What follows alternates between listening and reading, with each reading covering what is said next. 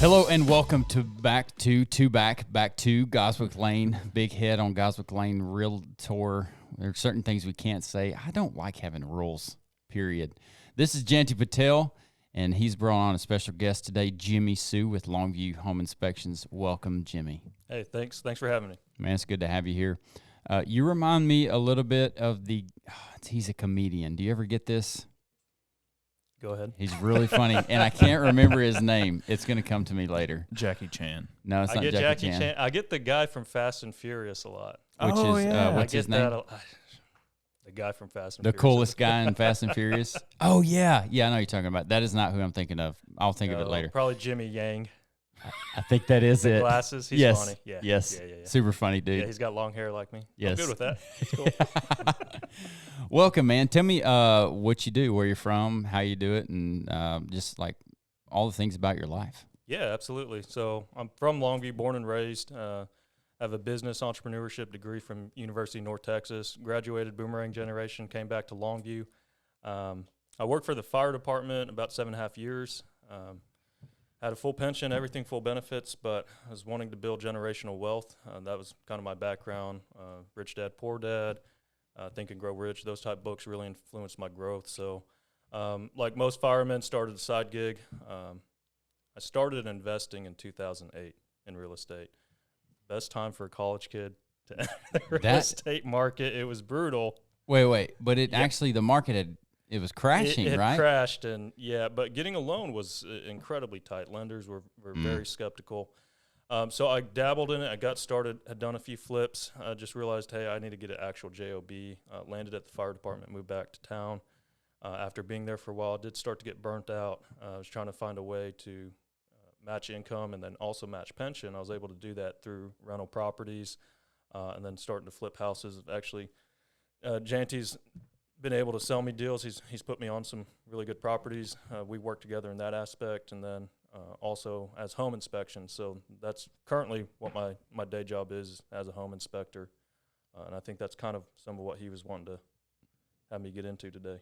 How long have you I do have a weird random question. How many guys at the fire department have a side gig, percentage-wise? Just throw something out there. 80 to 90%. That's awesome. At least 70%. Why? Minimum. Why do they all have side gigs? So it's on paper you work 10 days a month, right? Okay. You got 20 days a month off, but you work 24-hour shifts typically, 24, and then you have 48 hours off. Okay. But so you just have a lot of extra free time. But I found riding nights, being on the medic and not getting much sleep, spending more time recovering or just being groggy. But, you got 20 days a month to do whatever you want. I guess a lot of guys could go golfing, but being a public servant, you're not super wealthy. Yeah. So, you got to really love the job. Probably also, you kind of have that as a fireman, you kind of have that mindset to serve. And a lot of the guys, a lot of them, I see them like doing service type businesses. Yep, exactly.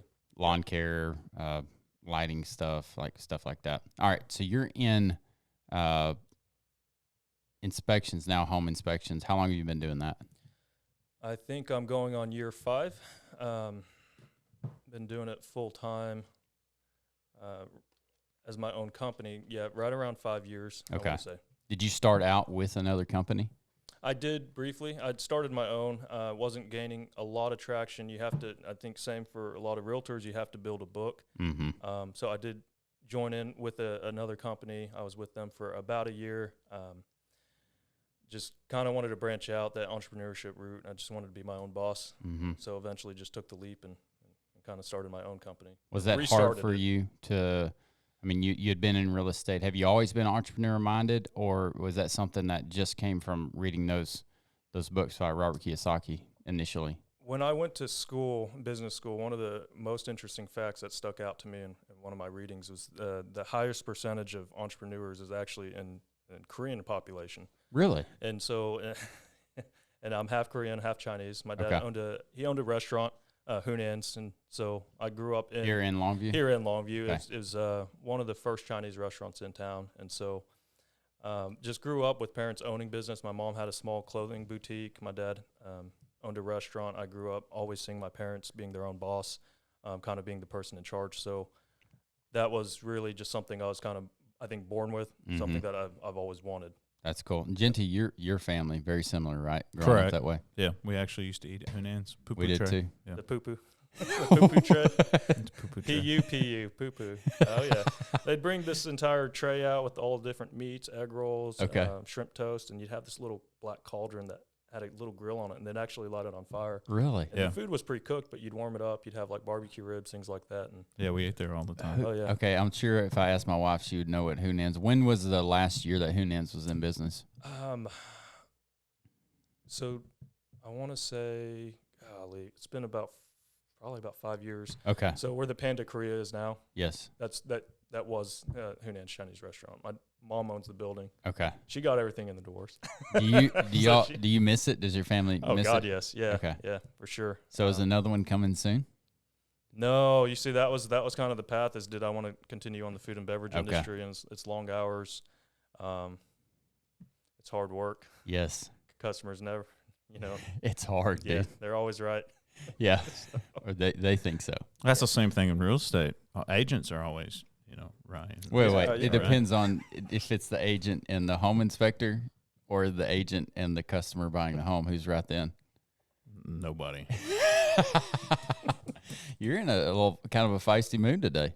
Oh, always. Okay. So you are here at a brain fart moment. You are here to talk about home inspections, and you guys work together on this. So I think most of the questions of the insight of what a home inspection is probably going to come between you two guys. What do you think that most people out there need to know when it comes to home inspections? What is a home inspection? What do you most of the clients that I serve, whenever I tell them, let's say, hey, we're going to write this contract.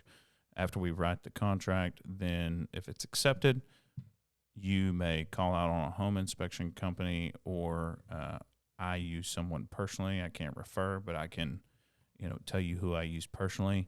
Most people don't know where to go, so they take the recommendation, and I refer them to Longview Home Inspections, and then his team takes care of it from there. How do y'all guide people through that first initial phone call through the inspection? I think is crucial for people that watch the show.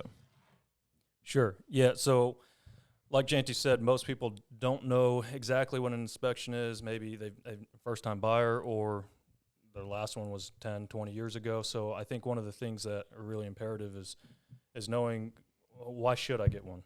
Let's just take it a step further. Why should I get one? And really what a home inspection is it's like getting an annual physical with your physician. You just want to make sure all the systems are working top to bottom.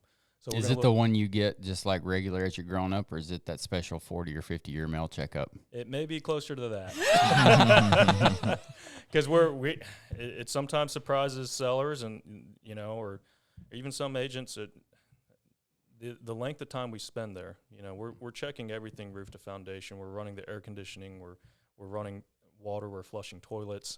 All the lights are on in the house, and I know a lot of times sellers are flicking lights off behind me, or turning the oven off, but and they can't help it. But how many gallons do you run?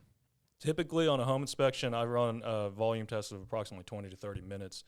Our SOPs say you have to run at minimum 15 minutes of water at 2 fixtures. I run all the fixtures concurrently. For your standard operating procedure, your SOP is set by what industry? Texas Real Estate Commission, same as realtors. Okay. So we're very strictly mandated on what we have to do as part of our findings, and what we have to test and what we have to report as deficient, any safety concerns, things of that nature.